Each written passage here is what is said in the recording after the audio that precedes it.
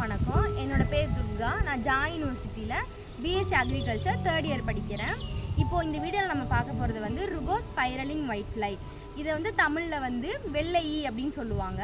இதை வந்து நம்ம நாட்டை சேர்ந்த பூச்சி கிடையாது, வெளிநாட்டிலேருந்து நம்ம நாட்டுக்கு வந்த பூச்சி. இதோட நேட்டிவ் வந்து சென்ட்ரல் அமெரிக்கா. நம்ம நாட்டில் வந்து இதை எங்கே கண்டுபிடிச்சிருக்காங்க அப்படின்னா பொள்ளாச்சி ரீஜியன்லையும் பாலக்காடு ரீஜியன்லையும் கண்டுபிடிச்சிருக்காங்க. 2016 வந்து கண்டுபிடிச்சிருக்காங்க. ருகோஸ் ஸ்பைரலிங் ஒயிட் ஃப்ளை வந்து அதிகமாக வந்து தென்னை மரத்தை தான் தாக்குச்சு. அதுக்கப்புறம் வந்து மாமரம், கொய்யா மரம், பப்பாளி மரம், சப்போட்டா மரம், இந்த மாதிரி ஃப்ரூட் ட்ராப்ஸ் எல்லாம் தாக்க ஆரம்பிச்சிச்சு. ருகோஸ் ஸ்பைரலிங் ஒயிட் ஃப்ளையோட சிம்டம் பற்றி நம்ம பார்க்க போகிறோம். இந்த ருகோஸ் ஸ்பைரலிங் ஒயிட் ஃப்ளை வந்து இலையோட அடிப்பகுதியில் தான் வந்து இருக்கும். இலையோட அடிப்பகுதியில் இருந்துட்டு அதோட சாரை ஃபுல்லாக உறிஞ்சி எடுத்துரும். அந்த சாரை உறிஞ்சி எடுக்கிறதுனால இலையோட மேற்பரப்பு ஃபுல்லாக மஞ்சள் நிறத்தில் மாறிடும். இது வந்து ஒரு தேன் போன்ற திரவத்தை வந்து சுரக்கும்.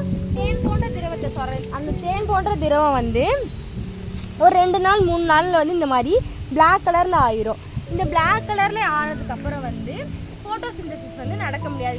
இந்த இலையோட பச்சையம் ஃபுல்லாக போயிடும். இந்த வீடியோவில் வந்து நம்ம வந்து இந்த ருகோஸ் ஸ்பைரலிங் ஒயிட் ஃப்ளையை வந்து எப்படி கட்டுப்படுத்தலாம் அப்படின்றத பார்க்க போகிறோம்.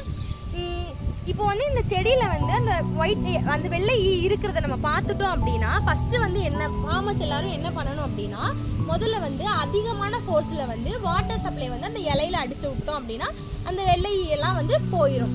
அதுக்கப்புறம் வந்து அப்படி இல்லை அப்படின்னா வேற என்ன பண்ணலாம் அப்படின்னா 30 ml வேப்ப எண்ணெயும் 30 ml புங்க எண்ணெயும் 10 லிட்டர் வாட்டரில் வந்து போடணும். எண்ணெய் வந்து கரையாமல் அப்படி திட்டா மேலே மிதக்குள்ள அந்த எண்ணெய் கரையிறதுக்கு காதி சோப்பு அப்படின்னு சொல்லிட்டு ஒரு சோப்பு கரைசல் இருக்கும். அந்த சோப்பு கரைசலை வந்து யூஸ் பண்ணிக்கணும்.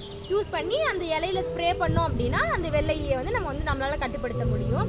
அப்படி இல்லை அப்படின்னா இமிடாக்ளோபிரைட் அப்படின்னு சொல்லிட்டு ஒரு கெமிக்கல் இருக்குது. அந்த கெமிக்கலை வந்து 1 ml எடுத்துக்கணும். 1 ml எடுத்துட்டு 10 லிட்டர் ஆஃப் வாட்டரில் வந்து நல்லா கலக்கி விட்டு இலையில ஸ்ப்ரே பண்ணோம் அப்படின்னா அந்த வெள்ளை ஈ போயிடும். கருப்பு கலரில் ஒரு படியம் பதியும்னு சொல்லிட்டு அந்த படியத்தோட பேர் வந்து சூட்டிமோல் சிம்டம்.